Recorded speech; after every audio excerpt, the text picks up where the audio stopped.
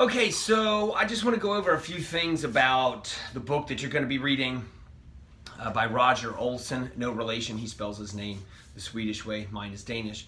The reason that I chose this book is I cannot find any really good book that covers historical theology from the Reformation, or actually from the end of the Reformation, from the beginning of the Enlightenment to the modern period.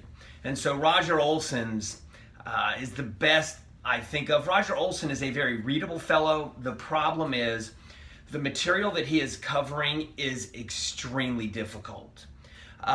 Generally, so what he's doing, the purpose of his book, is he is looking at how modernity, okay, which is an actual a term, right? Not like things are modern, but an actual era of history. So the Enlightenment, which begins in the middle 1600s,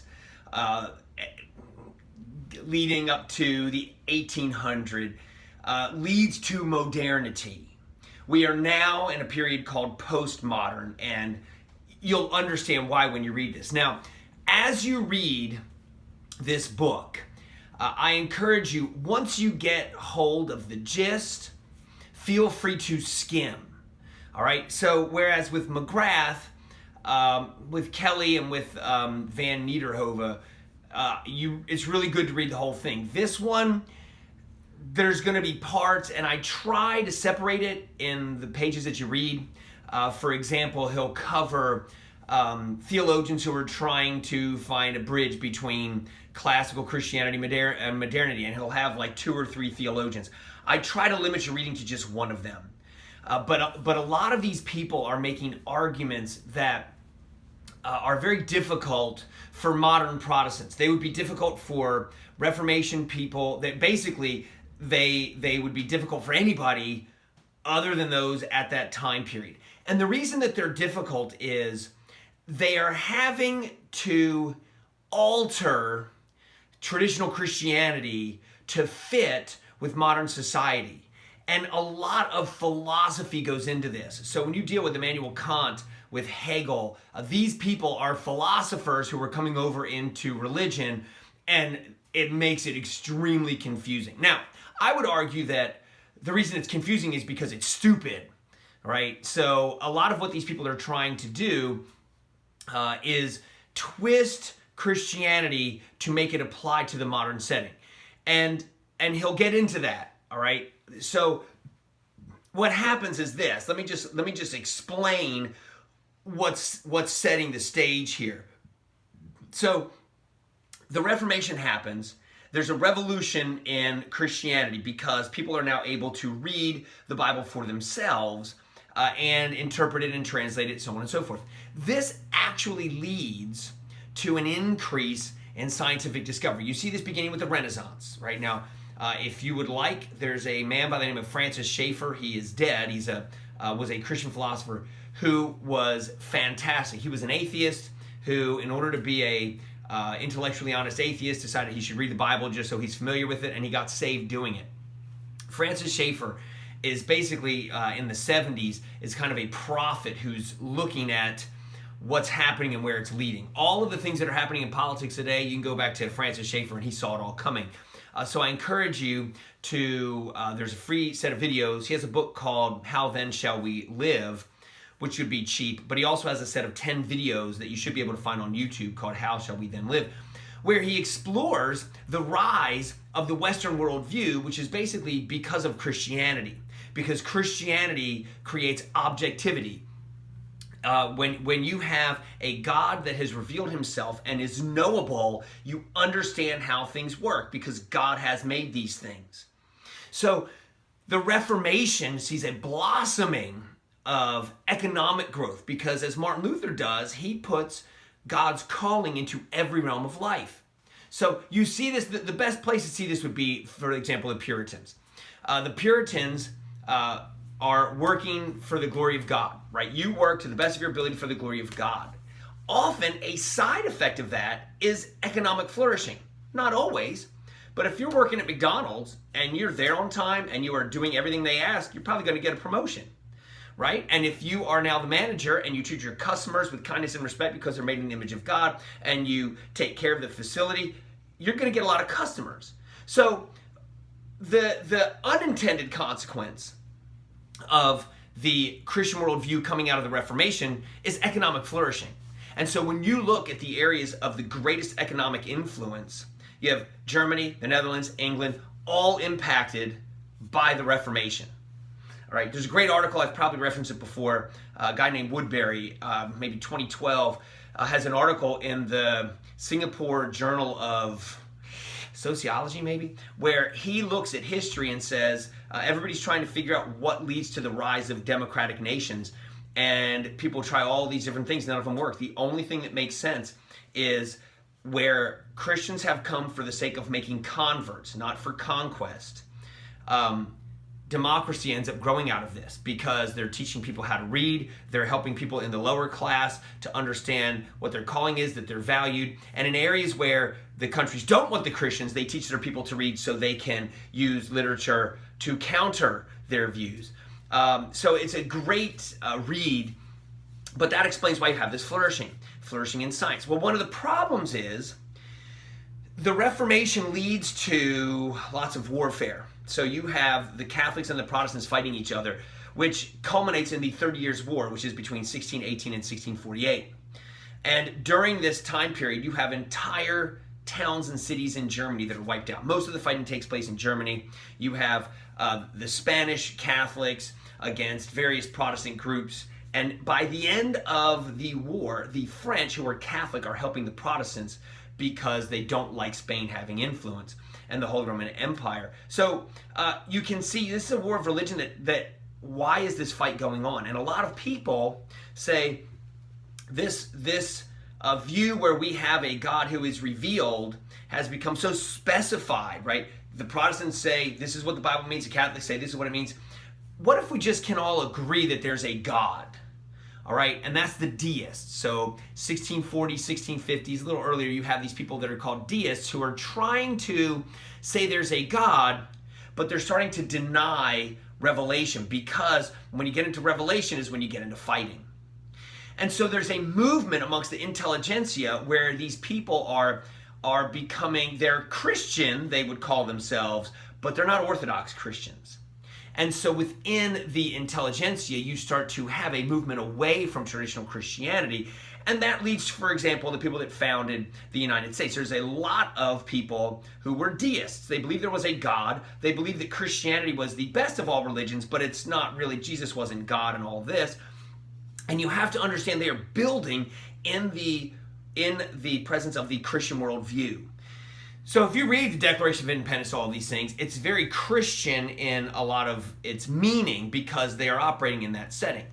And we still have a remnant of this today, right? The idea that you shouldn't kill people that disagree with you is a Christian notion, right? Now, that's not always been the case, but because people are made in the image of God, worthy of dignity and respect, we respect their views, we don't kill them because they disagree with us. That's a very Christian notion. If you remove that Christian setting, why is it wrong to kill people, right?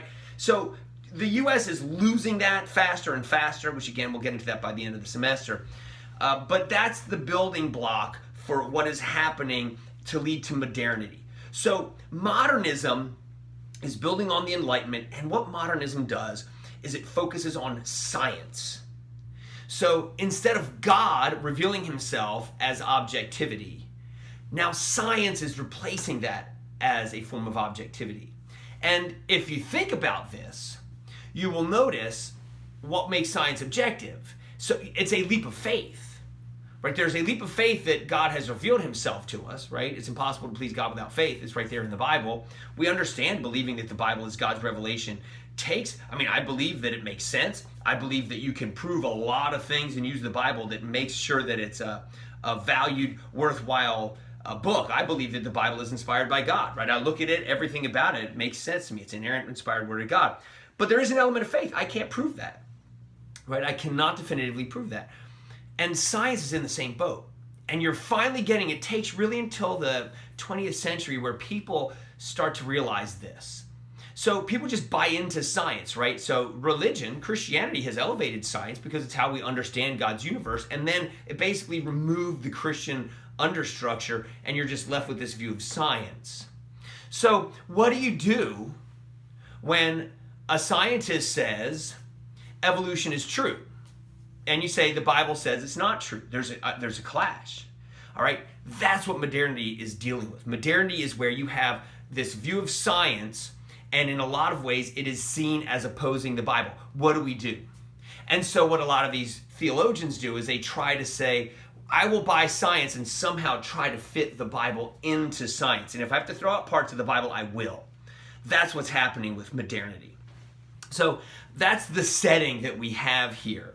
And that's why it's really important, because theology in the 20th century, basically what leads to postmodernism is why, because modernism is broken. And it will take somebody like Karl Barth in the 20th century to actually point this out.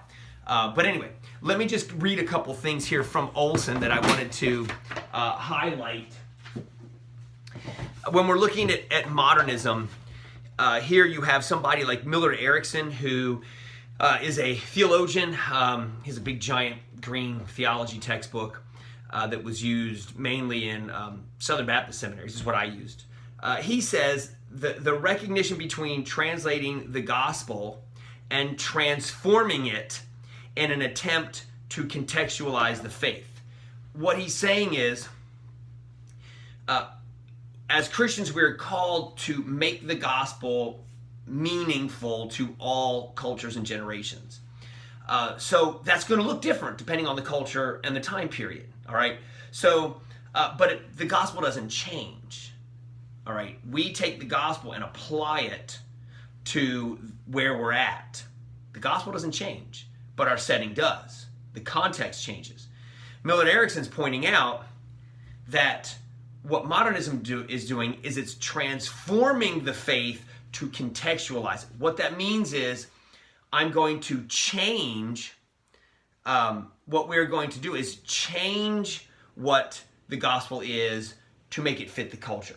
It's a huge difference. So I also want to point out there's a couple of things here.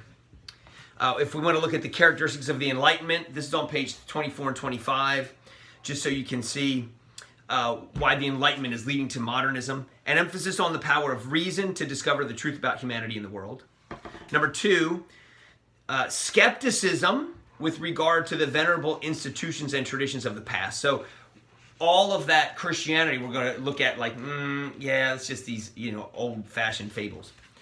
And number three, the emergence of a scientific way of thinking which offered intellectuals a viable alternative approach to knowledge from that which had dominated medieval thought. All right, so that's what's happening in the Enlightenment. And then he from there is going to go into people like Rene Descartes, John Locke, and ultimately get to people like Immanuel Kant, who I see as the pivotal figure for what is going to happen to Christianity. So this is just an introduction. In future lectures, I'll talk about people like Kant, Schleiermacher, and Hegel. But again, do your best to read this. It is not the easiest because there's so much philosophical stuff going on. And so as I encourage you, when you're reading it and if you understand what's going on, feel free to skim. All right. Again, read it if you can, but there's a lot of reading here. This is a big book, and I try to cut out certain pieces. But as you go, understand once you kind of get the gist of it, feel free to skim. But I think Olson does a really good job. I don't like his numbering in the book. I wish he had clear distinctions.